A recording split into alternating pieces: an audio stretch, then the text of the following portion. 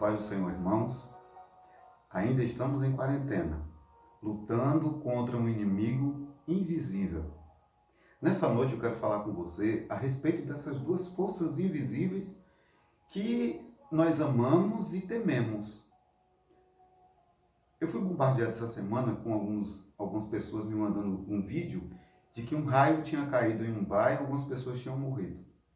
Por incrível que pareça, as pessoas estavam tentando me convencer de que Deus estava punindo as pessoas e punindo os jovens que estavam em um bar. A notícia era verdadeira. Aconteceu de fato. Mas não aconteceu em todos aqueles lugares que eles apontaram.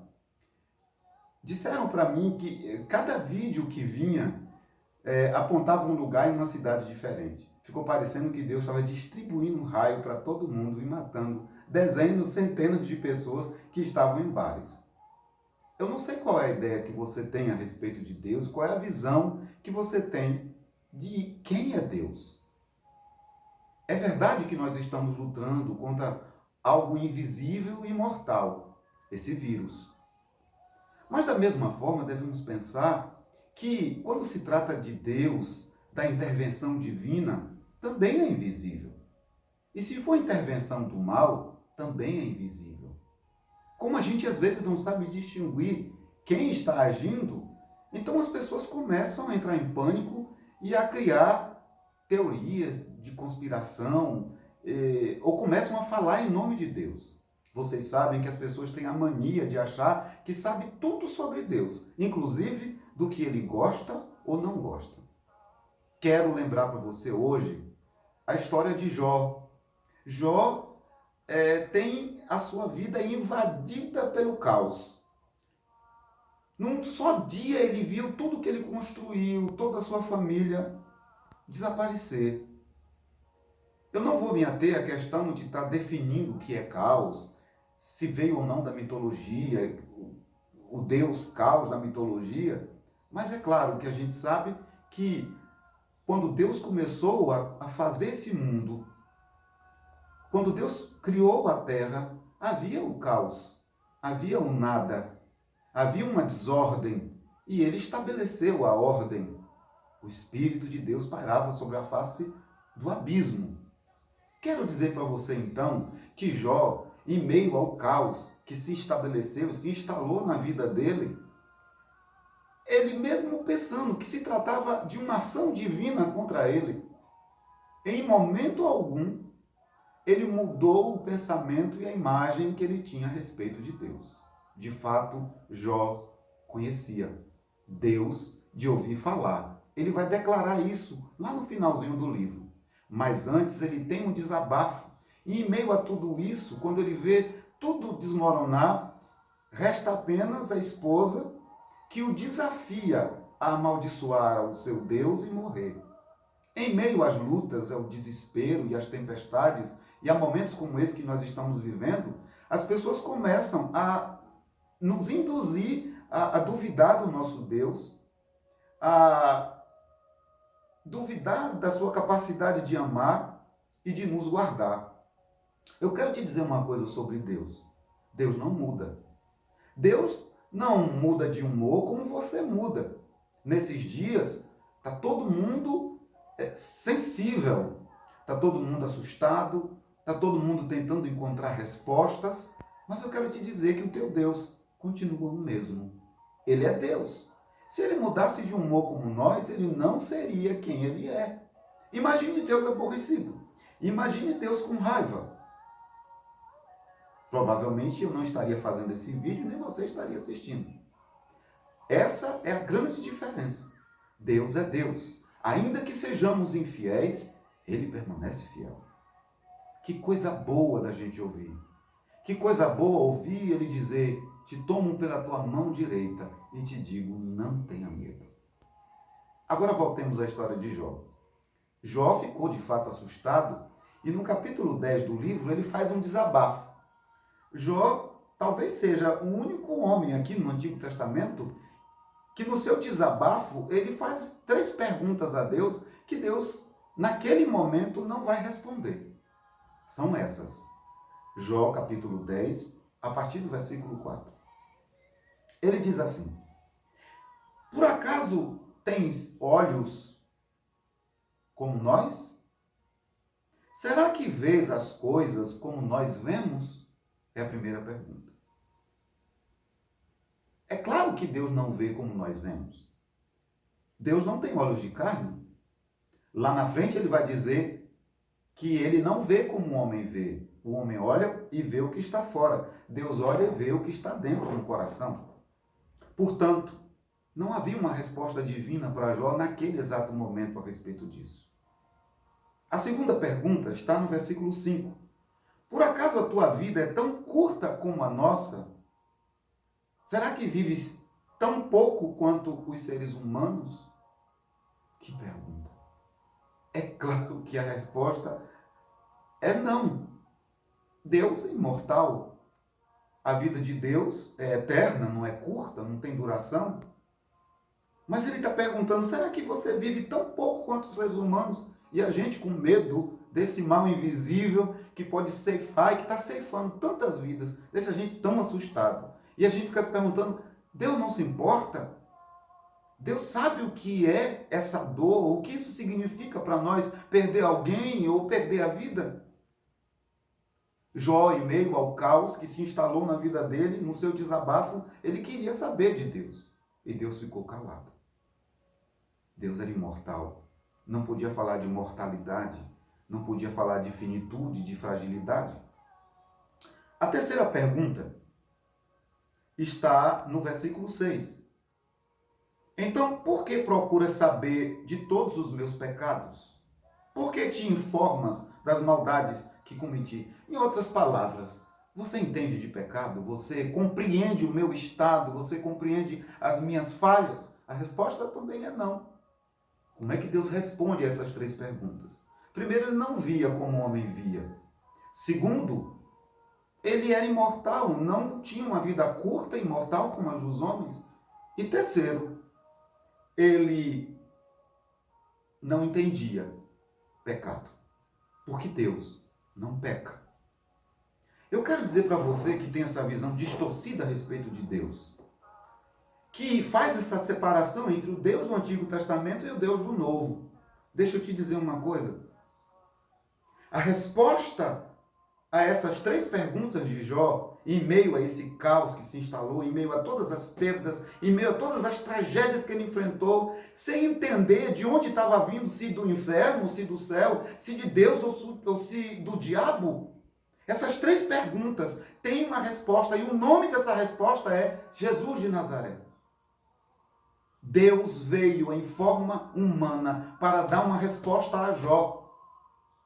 Jesus é uma resposta para os seres humanos. O Verbo se fez carne e habitou entre nós, e vimos a sua glória como a glória do unigênito do Pai, cheio de verdade. Jesus é Deus. Ele se fez carne, ele se vestiu de humanidade e veio até nós, primeiro, para enxergar como você enxerga. Agora, em Cristo, Deus vê como o homem vê. E é por isso que Jesus vai dizer sutilmente, eu e o Pai somos um. Eu e o Pai somos uma mesma pessoa. Quem me vê a mim, vê aquele que me enviou. Com isso ele está dizendo que ele é Deus disfarçado de homem. Ele veio dar essa resposta, agora ele vê como o homem vê, ele tem essa visão que nós temos. Segundo, a segunda pergunta de Jó foi, por acaso a tua vida é tão curta como a nossa? Será que vives tão pouco quanto os seres humanos? Como ser humano, ele viveu 33 anos. Ele entende o que é morte. Ele entende o que é angústia. Por isso, naquela ânsia da morte, ele dizia, a minha alma está angustiada até a morte. Ele entende morte, ele entende esse medo, esse pavor que você está sentindo diante desse mal invisível. Jesus é essa resposta que a humanidade em Jó questionou. Ele entende o que é a agonia, ele entende o que é ter poucos dias, ele entende o que é ter vida curta. É claro que você sabe que a morte não o deteu, ele ressuscitou ao terceiro dia, ele é Deus. A morte não tem poder sobre ele e nem a visão humana vai influenciá-lo. E embora tenha uma visão conforme o olhar humano, um olho de carne, ele não vai ver as coisas como você vê, nem como eu vejo. Ele não vai tirar os olhos dos lírios dos campos e colocar sobre a última notícia atualizada ruim de hoje. Não vai fazer. Ele transmite essa paz, esse saber que excede todas as coisas. Jesus é essa resposta para Jó. E Jó, sem saber de onde partira todo aquele mal, ele permanece fiel. A mulher se levanta e diz: amaldiçoa o teu Deus e morre. Você ainda permanece fiel a essa crença, a esse Deus.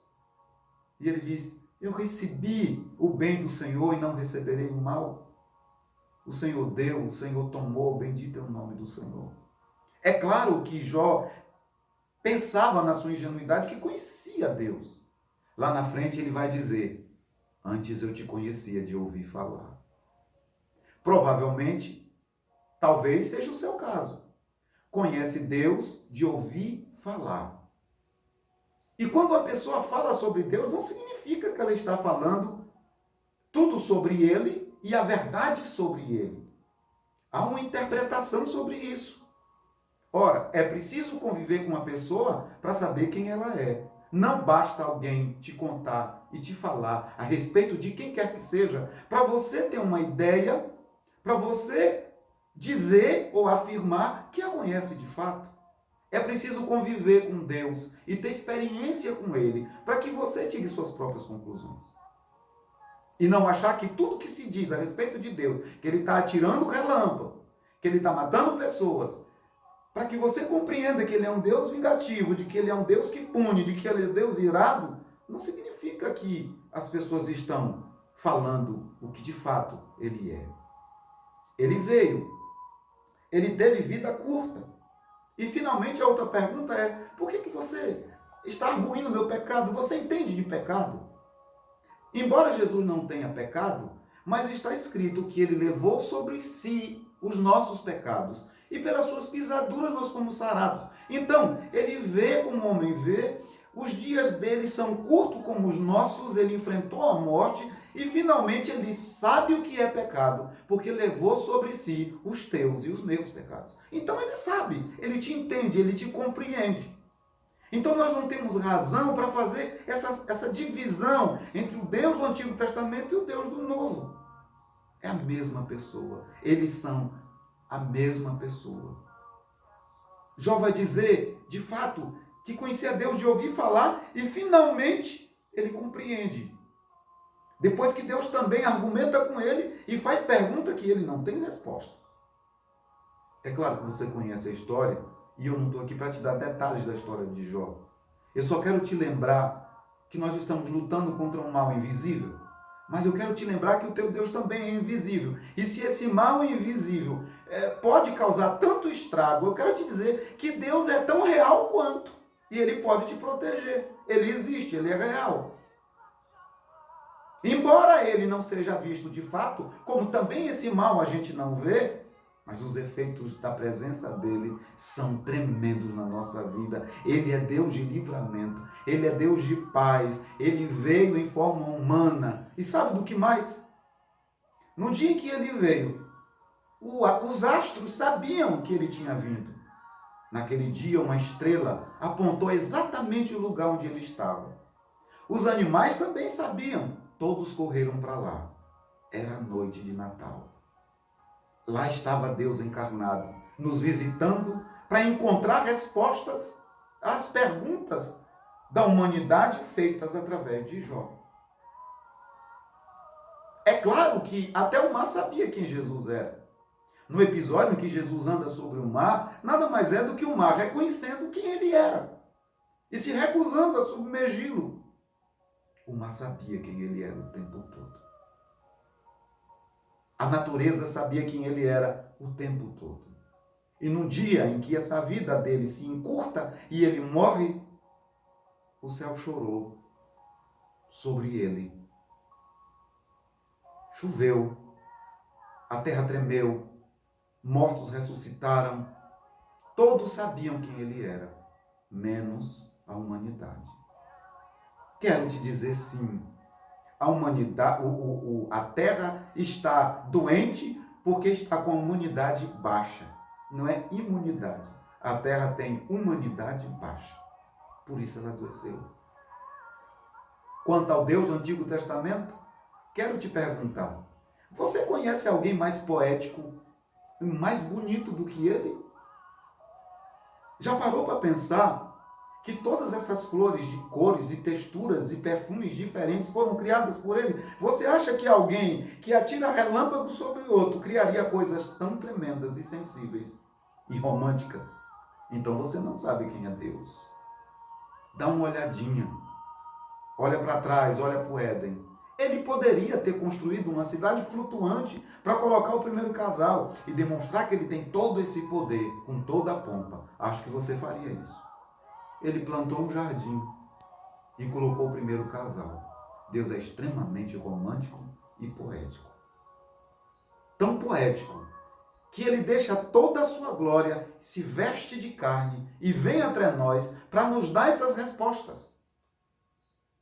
Ou você entende quem ele é agora, ou você vai ficar em pânico, numa quarentena em pânico, achando que ele não se importa com você, que ele não olha para você, que ele muda de humor, que ele está irado, que ele está aborrecido e que ele não está no caos que se estabeleceu no mundo esses dias. Para um pouco. Quero que você pense um pouco sobre o que estou falando hoje. Você sabe quem é Deus? De fato, o que te falaram sobre ele corresponde à verdade das Escrituras? Que Deus te abençoe poderosamente. Amanhã voltaremos a um outro vídeo falando a respeito dessas coisas. Que Deus te abençoe. Não confie em toda notícia que te mandam. Algumas são fake news, talvez a maioria delas. Não estou dizendo com isso que você não deva se informar de como se prevenir nesses dias difíceis. Precisa. Mas não precisa se envenenar com notícia triste e com fake news. Vamos orar? Nosso Deus, nosso Pai, eu quero te agradecer por essa oportunidade de estar levando essa palavra a esta pessoa que está nos assistindo através desse vídeo. Em nome de Jesus, revela toda a tua bondade, todo esse plano de salvação que o Senhor tem. Revela essa visitação gloriosa que o Senhor fez no mundo. E que o mundo, sendo visitado por ti pessoalmente, não soube te reconhecer como a própria criação te reconheceu. Que nós possamos hoje confiar em ti. Porque está escrito que um dia fala para o outro dia, que os céus proclamam a tua glória e o firmamento anuncia as obras das tuas mãos. Tu és tremendo, Deus. Seja conosco, seja com esta pessoa, em nome de Jesus. Que Deus te abençoe e amanhã voltaremos em quarentena ainda, nos protegendo em casa e voltaremos a falar sobre um outro assunto. Espero que você nos acompanhe, que você nos assista. A paz do Senhor Jesus.